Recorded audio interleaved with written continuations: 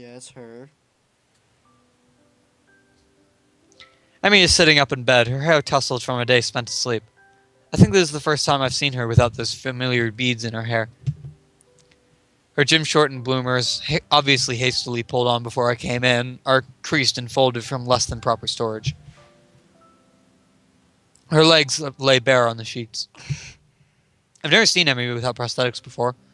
Yet here she is, slender legs terminating in stumps just below her knees. But as odd as the sight is, I find myself more captivated than by everything north of the waist. It seems that Emmy has finished her conversation with whoever was on the phone with her, and is now watching my reaction closely out of her one open eye as she wipes sleep from the other. Her expression, far from being embarrassed, is rather one of surprisingly wide yawn, one perhaps appropriate from such a small mouth. A grin that for a brief moment seems almost flirtatious tugs at the corner of her mouth as she takes the sight of me in. I can do nothing but remain in a state of fluctuating between fear, confusion, and not a little bit of lust. Emmy hastily sweeps the hair out of her eyes, fixing it back into place before addressing me. Suddenly, pigtails. You seem a bit caught off guard, Hisao. A wave of laughter erupts from her, and I find myself grinning and rubbing the back of my head ruefully. Sorry, I've just never seen someone so disheveled look so attractive. Never seen you without your legs on. Never seen you look so... sorry. Emmy giggles again and moves to sit up a little straighter. I'm caught up in the movements of her shirt, very nearly losing myself. I was wondering what your reaction would be. The nurse called and told me you were going to drop by, you see. And I know you haven't seen me, well, you know, without legs. I respond in a tone of casual surprise. Oh, you don't have them on? I didn't notice. It's almost the truth. I very nearly didn't. Not trying to be suave or anything, mind you. Somehow I think Emmy would get offended by that. Instead, she sticks out her tongue and chucks a pillow at my head. Ass. I deftly catch the pillow and take careful aim before throwing. Emmy laughs and rolls to one side, dodging my shot, this shifting of her shirt distracting me enough so the next thrown pillow hits me right between the eyes. Oof. I retaliate, of course. And once I've retaliated twice, well, the war was bound to break out sooner or later. And really, when Emmy appears to have far better aim than me, well, it was just a matter of time before I'd have to resort to a suicidal charge. Gotcha. Eep! What the hell? And once the charge was accomplished, well, of course, I'd have to wrestle the pillows away from her. Wait, And with that kind of struggle, of course, we'd wind up in this sort of a position. I get the feeling that he tackled her and she started beating him over the head. More like he tackled her and started beating her over the head. And by the way, you should continue. Except, whoops, she looks like she's 8. And pigtails still. Yeah. Fail drawing. And so I find myself staring down at her from my position atop her. She's grinning, eyes sparkling with amusement, maybe a little sweaty now from our tussle. Her chest is heaving up and down, sucking in air. The small bit of my brain that is not currently enraptured by the sight and the smell of her observes that she must still be ill, because her stamina is not what it should be.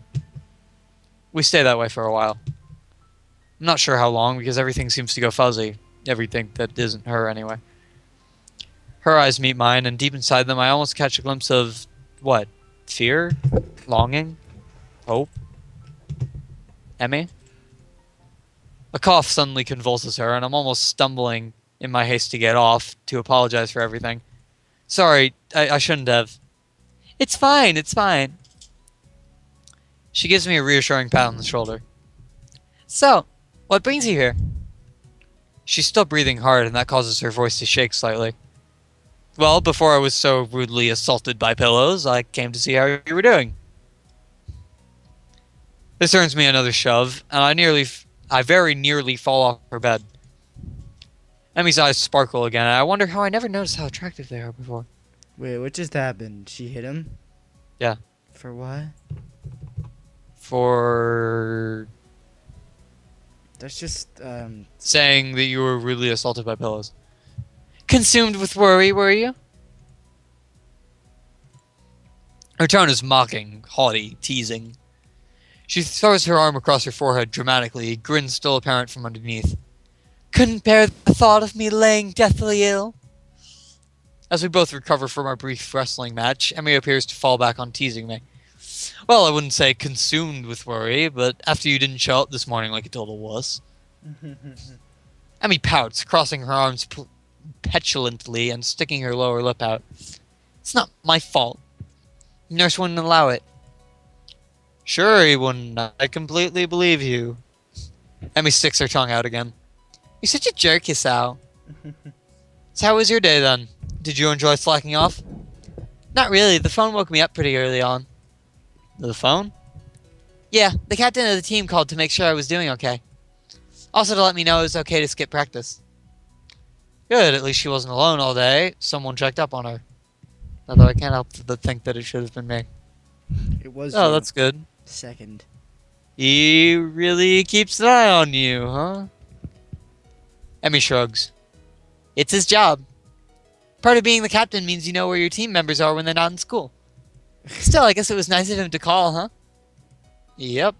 Sure was. Unsheathed sword. Emmy yawns and shimmies down into a more comfortable position. So how was your day? Kind of uneventful, you know? I went ahead and ran by myself and talked with the nurse about how you were doing. I meander through the day's events, none of which are particularly engrossing. That's why I'm distracted by an arm finding its way across my waist. It seems that Emmy fell asleep while I was talking to her, so I draw her blanket to cover us. She's rolled over. What? I didn't see the... I don't understand. I cannot keep track of this. They're It's not this that hard. script. No, they're not this script in how things move. That's the problem. Yeah, they are. They are not. They are. Go away. She's rolled over to her side, onto her side, and now one leg is thrown over my legs, effectively trapping me. Hey. It seems a shame to wake her, but I have things to do.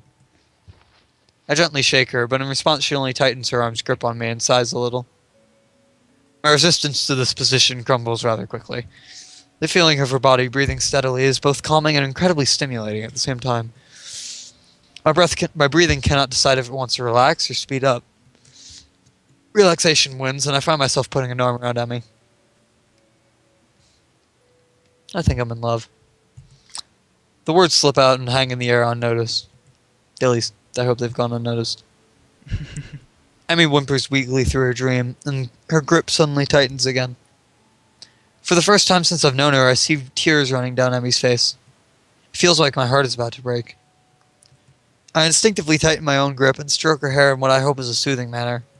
Words of comfort, meaningless in this situation, spring to mind. Maybe I should wake her. Are you supposed to wake people having nightmares? I can't for the life of me remember. The decision is taking for me as Emmy suddenly jerks awake with a cry. Dad! This is more than I think I want to hear without her knowing. I quickly sit upright and gently shake her to stir. Hey, you okay? What a silly question. Huh? What? Isao? She shakes her head as if to clear it and quickly wipes her eyes. You had a nightmare, I think. Emmy shudders again and glances up at me a little cautiously, as if unsure whether or not she's actually up. Yeah, I guess so. You want to talk about it?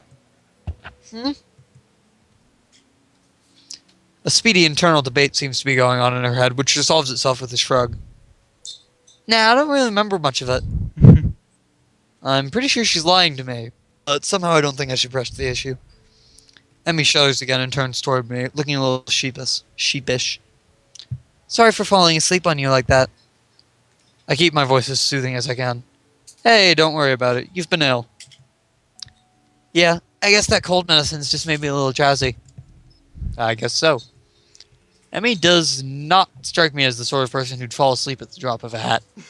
Rin, maybe, but Emmy's far too energetic. Hasn't Ren done it? Emmy gives a half smile at my response, and then just like that, she's back to her old self. Well, prepare yourself for tomorrow morning, Hisao. Oh, god damn it. We'll have to go twice as hard to make up for today. But I went running this morning. No excuse. Oh, fine, I'll be ready for you. Emmy nods, satisfied. Good. I take this as my cue to exit. Well, I'd better be going, especially if I want to get enough sleep for tomorrow. I hop off the bed and head for the door. Hey, Hisao? I pivot neatly on my heel and face Emmy.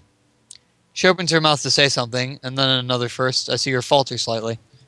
She closes her mouth and opens it again. Thanks. For dropping by, I mean. You're kind of the first visitor I've ever had who wasn't Ren.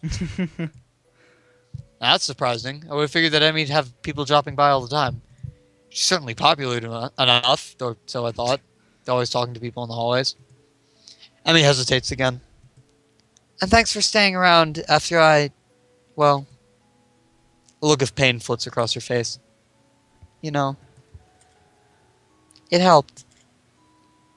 She brightens back up and waves cheerily at me. See you tomorrow. Yeah, see you later. I'm just about to exit the door when something makes me turn around again. Hey, Emmy? Anytime you need to talk, let me know, okay? Emmy seems taken aback by this offer. Her grin gets even wider. Sure thing, Isao. See you in the morning. I exit Emmy's room with my head in a whirl. Should I have even left? Was she really okay? I want to turn around and march back down the hallway, open the door, and tell her I love her, tell her I think she's beautiful, tell her that I'll be there when she needs me. I want to stay with her, to hold her close as she falls back to sleep. How many nights has she woken up like that? Only to find that nobody's there. I want to be the person that she can be with when that happens. It's a silly thought, I know. We don't know each other that well, do we? The whole idea, while exhilarating, also makes me feel worry. Worry, perhaps, that I'd overstep my bounds. And now to add my troubles, it seems as if Emmy herself already has an interest in someone else. This track captain of her who seems so interested in her well-being. True, I've only ever seen the two of them together a few times, but that doesn't change the fact that they seem better suited to one another. There's really nothing to be done about that. I hate to take my mind off this whole situation. Doesn't he remember him talking to the nurse? Because Sasao is quite stupid in this situation. He's stupid in general, but he's extremely stupid in this situation. I've got homework to do. Maybe that'll distract me. Yeah, maybe it won't. It's not gonna. Oh, I need to download Adobe Firework. I don't know what that is. It's like Photoshop. Why do you need it? Things. You're not an artist. I am offended. Also, why would Adobe make something that's like Photoshop? Adobe made Photoshop. It has different tools. And things work Okay. differently. Don't ask me. A night of restlessness has made me feel has left me feeling fairly groggy this morning. The events of the previous day keep intruding upon my mind. I know that feels so much pain. The memory of how Emmy felt against me. Whoa, new music. Oh, yeah. The memory after our wrestling match. And most bothersome, the memory of her nightmare. Yeah. She was in pain. so much pain. I can't stop wondering what it must feel like for her to wake up. What it must be like for her to wake up with nobody there. Bane knows that feeling. The shower shocks me awake with hot water. I Awake, took cold but showers. still worried. What will happen today? Tired of these things. Will things just go back to normal? God damn it. End of the episode, back to the status quo? There was a connection yesterday. Something that nearly pushed us past the boundaries of a normal friendship. Would that have been so bad? My mind goes back to the look in Emmy's eyes after our pillow fight. It almost seemed like she was daring me to go on. Almost. I can't know for sure. Anyway, the track captain's probably first in her affections. Nope. But even as I say that, my mind is already snorting derisively. I'm just looking for an excuse. A reason for everything to go wrong. A reason not to try. It's not as if I've ever seen the two of them together outside of track practice. And clearly he's never visited. And we said as much herself. If they were close, surely she'd visit. I'm such a wuss. Do it. I would just go for it anyway. Damn the consequences. Jump in. That's what Emmy would do, I think. Hell, I know that's what she'd do. Which is partially why I'm convinced there's no interest. There's no interest on her end. She hasn't acted either. Maybe because of this track captain. It's possible she's got a bit of an unrequited crush thing going on. But who would be able to clarify their relationship? Sure as hell can't be Emmy. She'd probably just laugh and ask why I wanted to know. And I'm not ready to answer that yet. Rin would probably just give me some cryptic answer or something. And then with my luck, she'd just ask Emmy, who would ask me why I wanted to know, and I've already covered that problem. I wonder, could I get away with asking the nurse? He seems pretty protective of Emmy. I'm sure he'd know if something was up. Stop pausing. I keep right-clicking by accident. Just use spacebar, it's easier. Yeah, but it makes more noise. And he owes me for letting Emmy know... He owes me for not letting Emmy know he forgot to tell me about her being ill. So I'll keep quiet. What if he asks me why I want to know, though? I can shake him off, just say I'm curious as a friend. He'll buy that, won't he? No. Of course. Let's settle then. After the run, I'll talk to him while Emmy's outside the office. He won't buy bullshit. Bullshit's a commodity. Like a rare one. Not really. Uh, There's no sign of Emmy when I arrive at the track. Is she still too ill?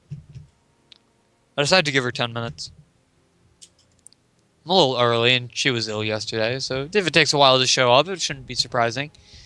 Still, I'd hate to just waste my time, so I occupy myself by stretching and pacing back and forth anxiously. What if I went too far yesterday? What if she doesn't come back because she's embarrassed? What if... He's bad at reading people. You're early again, Hisao. I'm impressed. Just like that, I feel some of the tension leaving my body. Emmy seems to be bright and cheerful as usual, with no sign that she even was ill the other day, much less had a less than restful sleep. Still, I have to ask. Sleep well last night? It's just a throwaway question, small talk. It's the sort of thing people ask when they bump into a cafe while getting their morning coffee. No. But not for us. At least, not for me. I don't know if Emmy realizes that I'm actually concerned about how well she slept last night, but the question does give her pause. After a short moment of what seemed like her genuinely pondering this, she nods. Yep, sure did. Lies. Was it because of me?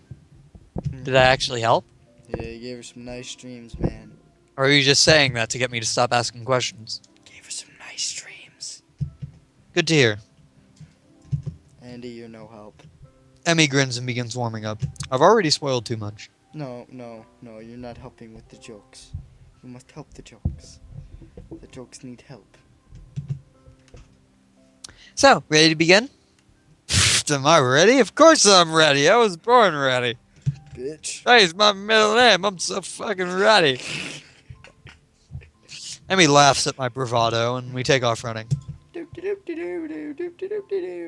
I keep a steady pace the whole time, breathing steadily. I still feel dead at the end, but at least I don't gasp like a fish out of water now. Emmy is positively beaming after the run today. Nice job, Hisao. You're improving. You'll be half as fast as me in no time. This last line is delivered. Yeah. Is delivered with a teasing grin that I've grown all too used to. Oh, how exciting. Emmy begins to run her sprints while I take a cool down lap. She's really pushing herself today. Gotta make it up. By the time I'm done with my lap, she's laying across one of the bleachers, looking exhausted. Goodness, not pushing a little much today, are you? You did just have a cold, you'll recall. Emmy gives me an annoying snort and steps up. Bah! I'm just trying to make up for lost time, that's all. Just call him out there. I went twice as hard today, you know? A good run always gets the kinks out, you know? No, Clears the mind, too, you know? not really. Oh? Emmy nods vigorously. Yep, it's a great outlet for that sort of thing, you know? She does not explain further, and I don't ask. I suspect I know the real reason she went so hard today. Being sick had nothing to do with it. Something's bothering her. Maybe the nightmare. Maybe something else. But it's not my place to pry. She'd tell me if she wanted to know. If she wanted me to know. About her. Knowing. I'm sure that comes in handy. You have no idea. No, go ahead. The sincerity in her voice confirms my suspicion. The only problem is, even though I know she'd tell me if she wanted me to know, I still want to know. Yeah. Something on your mind, then? Emmy doesn't seem surprised by my question. Instead, she shrugs. Nah, it's nothing worth getting worried about. She seems as if she's trying to convince herself as much as she's convincing me. I open my mouth to ask if yesterday's is responsible for her current state of mind, but think better of it. Too much risk if we're taking the question the wrong way.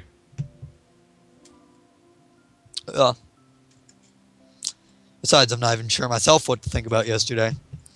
Really, I can only get out as far as how it felt to have Emmy sleeping next to me before my brain shuts down. Having her before me now, covered in sweat and looking wryly at me, she's making it difficult to think. Yeah, I hear you. Because sweaty girls always turn me on. Oh, yes. What are you doing to your mic? Oh, it's rubbing against my shirt. Because my head is, like, dead. We better hurry to see the nurse. We're running short on time. Aren't we always? Emmy laughs at this, a dry chuckle that seems most un-Emmy-like. Choo-choo. For a brief moment, she looks old, worn down by some old hurt. But just like yesterday, I could almost see her shouldering the burden and straightening up slightly. And then she's back to being Emmy again. Come on then, Hisao. Race ya. With a sudden smile, she darts off. Hey, no fair. I take off after her, knowing I won't catch her, but not caring. Even if there's no chance of catching her, I'll still run after her.